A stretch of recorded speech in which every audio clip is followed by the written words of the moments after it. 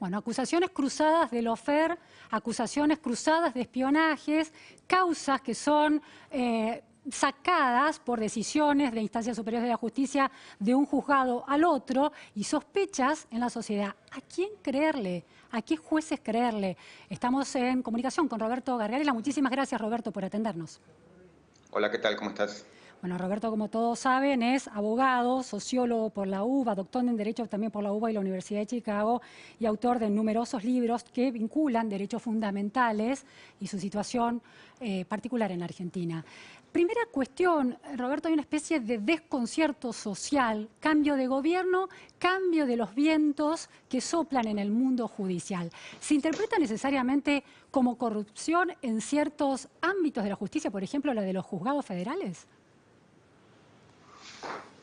A ver, digamos, lo que es ya un clásico en Argentina, que en un punto renovó la ciencia política mundial, fue el modo en que los jueces argentinos anticipan los cambios de gobierno y cambian de rumbo apenas ven que está cambiando, digamos, el humor político, y eso ha ocurrido siempre en Argentina y vuelve a ocurrir ahora. Por eso es que, digamos, vemos como víctimas, entre comillas, de la justicia, a presas de la justicia, a personas de un grupo u otro, y los jueces son siempre los mismos, ¿no? Entonces, eso da un poco un indicio del lugar donde estamos parados, ¿no? En términos de lo que es la justicia política, más centralmente la justicia federal. Ahora, una observación que se hace es que muchos de los juicios o de las causas, los expedientes en los que es imputada e investigada la expresidenta Cristina Fernández de Kirchner, actual vicepresidente, surgieron en los años en los que gobernaba el kirchnerismo. ¿Eso le da mayor credibilidad a esas causas? No sé, no lo pondría en esos términos. Me parece que el nivel de pruebas es contundente. Digamos, la herramienta de la institución del arrepentido en su momento, digamos, la podemos discutir o no, pero lo cierto es que nos permitieron acceder a niveles de prueba inusitados y digamos, en donde los propios imputados terminaron aceptando en muchísimos casos delitos que ellos podían luego confirmar con el testimonio de otros testigos. Entonces, en ese sentido creo que hay un nivel de prueba descomunal, pero no quisiera digamos, centrarme en el River Boca de, llegó este gobierno, llegó el otro gobierno, sino me parece en todo caso llamar la atención sobre estos hechos estructurales de una justicia siempre cercana al poder. Y por eso también, sobre lo que decías antes sobre el lawfare, digamos, en Argentina lo que hay es ese vínculo estrecho entre justicia y política que hace que quien está en el poder, por las herramientas de que dispone, tanto las herramientas, entre comillas, oficiales de extorsión, como por ejemplo el uso del Consejo de la Magistratura, como las extraoficiales, ya sea recursos económicos, ya sea amenazas a través de los servicios de inteligencia, digamos, han tenido siempre una capacidad de influencia sobre la justicia extraordinaria. Por eso es que a mí siempre la idea del lawfare me pareció ridícula. ¿En qué sentido? En que no es que hay una conspiración internacional contra un partido o contra una ideología. No, lo que hay es un viejo animal, digamos, que en América Latina y en particular en Argentina se manifiesta de ese modo, que es una justicia muy cercana, muy fluida, muy impactada, a veces extorsionada, a veces en vínculo directo porque pacta con él, con el poder de turno. Entonces, lo que hay es eso. Entonces, lo que hay es la ventaja especial que tiene el poder político del momento para influir sobre la política. En todo caso, sobre lo que vos decías, uno lo que podría decir es que el nivel de, yo diría, de crímenes que se habían cometido durante el kirchnerismo era tan extraordinario que ni siquiera, digamos, ese tipo de cercanía lo pudieron frenar. Pero, digamos, sí que se frenaron cantidad de otras cosas. Pero en todo caso, eso, yo llamaría la atención sobre ese fenómeno estructural, ¿no? Ahora, ese fenómeno estructural lo que puede generar es una lectura del todo es lo mismo. Si la idea de las causas actuales, por ejemplo, de espionaje, que es donde se involucra la responsabilidad legal del expresidente Mauricio Macri, de figuras de su entorno político muy cercanos, espiando a figuras de la oposición, a figuras del oficialismo, a periodistas por un lado o al Instituto Patria por el otro. ¿Son menos creíbles en términos de la prueba con la que se cuenta comparada con esas causas que vos decís que tienen pruebas irrefutables? No, retomaría lo que decís con razón de que parece que todo es lo mismo. Y yo diría, no, claramente no es todo lo mismo. Por ejemplo, por una cuestión, yo diría, objetiva, por el hecho de que el kirchnerismo estuvo en el poder en determinadas circunstancias que implicaron, por un lado, una cantidad de recursos, de manejo de recursos económicos extraordinaria, por otro lado, control sobre las cámaras, ambas, y además, digamos, el hecho de que estuvo por un periodo de más de 10 años, todos esos elementos hacen que no por una perversidad intrínseca, sino por, digamos, lo que es el ejercicio del poder en Argentina, pudo desarrollar una, llamémoslo así, una maquinaria de corrupción que en ese sentido no es lo mismo porque fue excepcional por el nivel de recursos, por lo que digo, el nivel de recursos que manejó, la cantidad de tiempo y con el aval de ambas cámaras. Entonces, eso permitió la formación de una maquinaria que es excepcional.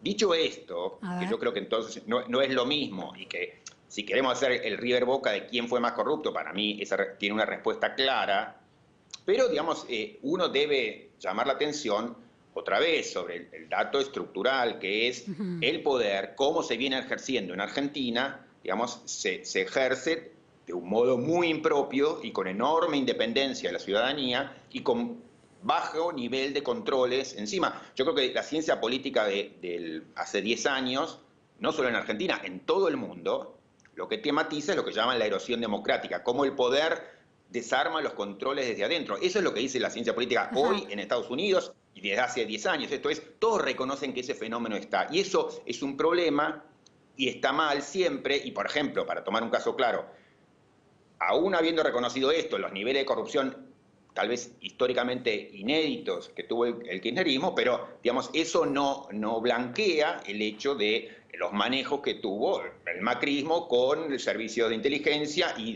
desde los servicios de inteligencia en relación con espías o en relación con la justicia. Entonces, eso es un problema objetivo, por más que uno sea más corrupto que el otro. Digamos, estamos lidiando con un fenómeno que tiene estas peculiaridades, si se quiere, patetismos a Argentina, que llegan a niveles de triste caricatura, pero, digamos, el hecho es que así se está ejerciendo el poder en todo el mundo y eso genera preocupación en todo el mundo. Los que hoy concentraron poder tienen la capacidad para aflojar las tuercas desde adentro y desarmar los controles que tienen encima, para autonomizarse finalmente. Ahora, hay un nuevo componente muy central, por lo menos en la conversación pública hoy, que no estaba hace un tiempo, que es la connivencia entre justicia política y espías.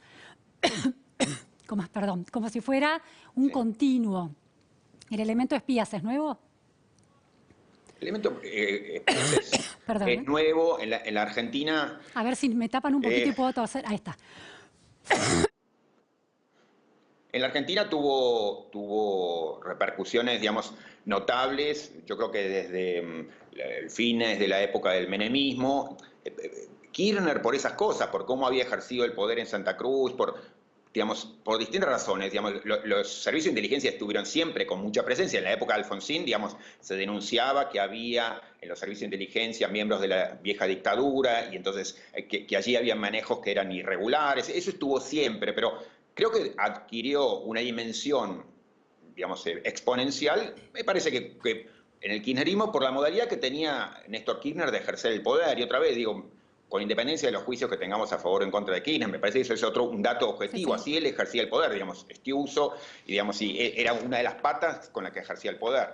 Entonces, ese ha sido un hecho de Argentina que ha sido notable y que no fue desmantelado, como ex Vox Populi, digamos, durante la época del macrismo. ¿Eso quiere decir todos son iguales? No, digamos, algunos tienen responsabilidades mucho mayores, pero el problema, hay un problema que es común, que tiene que ver con esa idea de que no debían desmantelarse esos vínculos. ¿Por qué? Y porque no todo lo que se hacía desde el poder, tanto hace 10 años como hace 5 años como ahora, digamos, es visible públicamente. Entonces, necesita uno, el poder parecía necesitar ese tipo de vínculos para tapar lo que, digamos, veía que era problemático, ya sea para atajarse acusaciones que seguramente vendrán, ya sea, digamos, porque no todo lo que había operado era públicamente visible, ¿no? Ahora, y eso es un problema que hay que admitir. Ahora, Roberto, la idea de el poder de los jueces de Comodoro Pi Y esta idea de una reforma judicial de corte kirchnerista que aumente la cantidad de jueces para, de alguna manera, distribuir el poder entre muchos, dividir es que pierda cada uno un poder absoluto y se relativice porque el poder está repartido. ¿Es una buena idea en términos de mejora o es otro modo de ejercer la discrecionalidad nombrando jueces amigos nuevos que antes no estaban? Mira, yo diría, el sistema institucional en todo el mundo y en nuestro país en particular viene herido en sus dos columnas principales. Una es la parte representativa. En todo el mundo y acá también cada vez nos identificamos menos con la clase política porque, digamos, hay un dato objetivo que es la dificultad que tiene el sistema institucional para la representación, que siglos atrás se soñaba con que era posible la representación completa. Ese sueño murió. Y el otro componente, la otra columna vertebral, es el sistema de controles. También, digamos, se apostó hace 200 años por un sistema de controles interno, y mucho menos un control popular externo, y eso es lo que fue haciendo el déficit de representación y el déficit de sistema de controles, que quienes están en el poder se autonomicen. Y entonces, en ese sentido, digamos, que a mí me digan, creamos una nueva comisión, creamos un nuevo juzgado, en un punto me da risa, si es que no me diera tristeza primero, una enorme tristeza, porque es, sí, más de lo mismo y no es esperable. Yo creo que en la medida en que no se tiendan puentes entre el modo en que se ejerce el poder y lo que está afuera, la ciudadanía, lo que hay es estos servicios mutuos, ¿no? Entonces hay venganzas para cambiar de coaliciones, de cómo se reparten los privilegios, sí. Entonces son pactos o venganzas. En cambio, los ciudadanos quedamos siempre como espectadores. Entonces, en la medida en que no se tiendan los puentes desde la representación y desde el sistema de controles nuevamente a la ciudadanía, para mí es todo más de lo mismo. Habrá alguna gente mejor, otro peor, sí, un nombre que me guste más, un nombre que me guste menos, pero es más de lo mismo, ¿no? Ahora, por ejemplo, en este caso del juez Villena, que finalmente hay una decisión de la Cámara, o sea, de una instancia superior, que dice no hay arbitrariedad en el manejo de esa causa, se la damos al otro juez de Lomas de Zamora, al doctor Augé. En ese caso, ¿es creíble el sistema de instancias y de corrección de esos vicios que pueda haber en un proceso, en el camino procesal que tiene hoy en día la justicia, o tampoco eso ha perdido credibilidad? La estructura está completamente desgastada y lo que hay, entonces, como la estructura no funciona en absoluto, como la estructura está podrida en absoluto, entonces como hay muchos jueces, bueno, todos dependemos de que el nombre y apellido del juez del caso o de la Cámara del caso sea aceptable. Y hay cámaras y jueces, yo diría potables o menos contaminados, y están, cuanto más cercanos al poder, más contaminados están. Entonces, por eso yo no te diría un principio general, salvo el de que en general la estructura está corroída y no es creíble. Ahora, luego eso es compatible con que haya algún juez más decente, menos corrupto, y unas cámaras, y las hay, algunas cámaras que de 3, 2 son aceptables, o no son, digamos, no se han entregado a los peores vicios de la política judicial, y entonces, bueno, digo, confío. Por eso entonces no puedo decir ahora, el sistema de controles funciona, sino esta Cámara, bueno, puede creerle. Roberto, tengo dos preguntas, las dos preguntas finales. Una es en relación a la descripción que vos hacés de este sistema judicial, de este poder judicial, realmente con serios problemas de opacidad y de oscuridad, y la credibilidad irrecuperable, pero digo, la credibilidad que puede para aquellos seguidores, por ejemplo, y simpatizantes de la vicepresidente argentina, Cristina Fernández de Kirchner, en relación, si todo es irrecuperable, ¿por qué creer en los pasos procesales de los jueces que la están investigando y en las sentencias que se logran en esos casos donde vos decís que hay fuertes pruebas, pero los jueces son quienes deciden?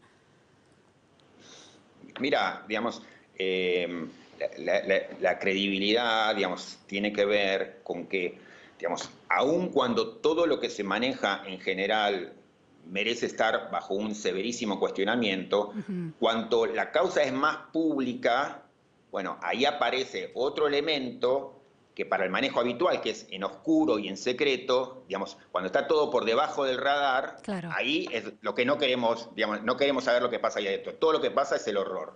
Bueno, cuando se hace visible, ahí aparece otro elemento que eso también le pesa a los jueces. Entonces, no hay ninguna duda que los jueces que están más arriba están más en vínculo con el poder, en su peor versión, pero les pesa muchísimo ese elemento, para bien y para mal, digamos, ¿no? Les pesa mucho que está la opinión pública ahí mirando. Entonces, la expectativa es, bueno, Bien. está la sensación pública que hay sobre eso, que no van a poder hacer cualquier cosa. Esa es a veces la expectativa, pero en términos estructurales nada que esperar.